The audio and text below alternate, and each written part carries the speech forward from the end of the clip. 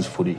Now, that had a happy ending, Robbie, obviously Luke Dunstan getting to the Premier. I guess the essence of doing what you do, like for the average footy fan that you mentioned earlier, it's very much behind the scenes. I mean, what's it like in your profession? Can you sum it up?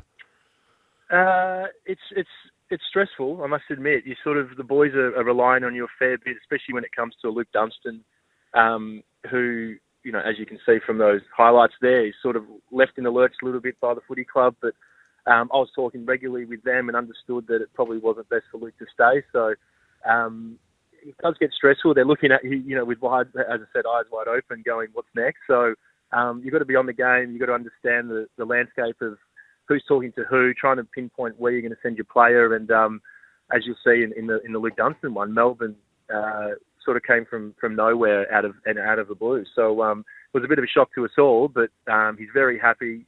Simon Goodwin's been great for him. Tim Lamb did an exceptional job. And don't get me wrong, do you stress and lose a bit of sleep throughout that period? Definitely. But then you've got the draft, which is really exciting. So Yeah.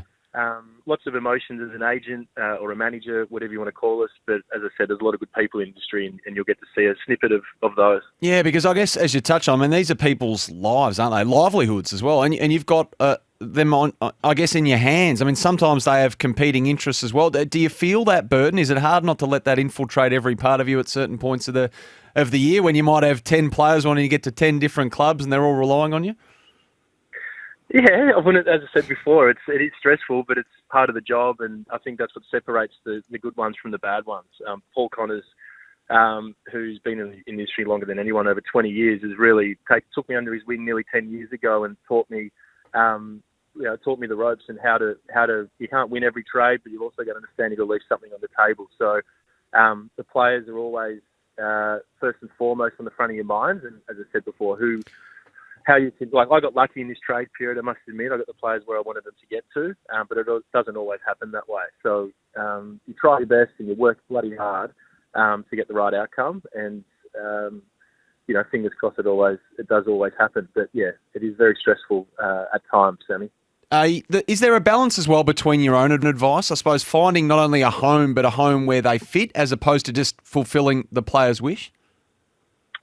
You're always looking for the fit as well, and I guess list managers, we meet regularly. So I've already met with all 18 clubs this year to look at what they're going to look for, one, throughout the season in the draft, and then two, in the trade period, and what they're looking for. So, I could tell you, which I won't right now, but I could tell you what each club's sort of looking for to fill a spot on their list, and I look at our list. I work closely with Nick Geeshan and Paul Connors, and we sit down and we'll try and pinpoint, okay, who's looking for what, who's looking for a tall back, who's looking for a tall forward, who's not getting opportunity at their footy club at the moment, and you can sort of start to have those discussions this early. So it's a really exciting part of the job, and as I said, you get a smile on your face if you can land a player at a club and they continue their career, or you do 7-year extensions like a Christian Petrarca, who is one of my boys, and you sort of sit back and you watch him last night and with a smile on your face. Yeah, Brodie Grundy as well. I imagine there's massive satisfaction when you can do those deals. Now, I've seen the preview. It does look hectic. Do you think you'll be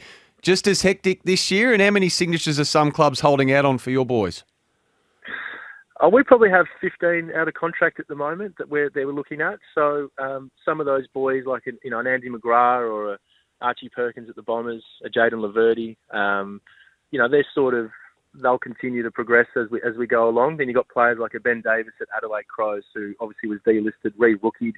So you're hoping he has a great year to continue his career. So as I said, there's a number one pick in Andy that I'll do his contract this year, and Ben Davis is a rookie that you'll look at, or Lockie O'Brien at Carlton, who played really well in the practice matches over the last couple of weeks. He's trying to save his career, and we'll continue to work closely with Lockie and tell other clubs, make sure you're looking at Lockie and keep banging down Carlton's door to get an extension. Well, he did the right thing last night. He looked really good. And before I let you go, Ben King, I mean, that was just a miserable piece of news when he did his knee. But I guess a contract still needs to be signed, whether it be at the Suns or elsewhere. Where does that sit at the moment, Robbie? And is there an offer in front of Ben at this point in time from the Gold Coast?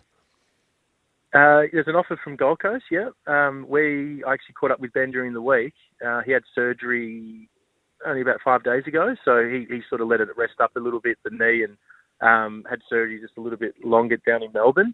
So we'll sit down over the next few weeks, I'd say, and try and get a deal done there, or at least present some opportunities that lay in front of him. But look, he's he's a really loyal person. I don't think the last game that he played was, he's hoping for Gold Coast was 12 months ago. So, having discussions with him, he's for mine, he hasn't said this yet, but I think he's pretty happy where he sits at the moment. So hopefully he recovers well. Gold Coast have been fantastic for him, and as I said, we'll sit in front of him over the next week or so and see where that lands.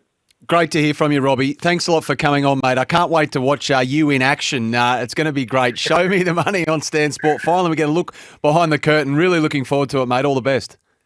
Thanks, Sam.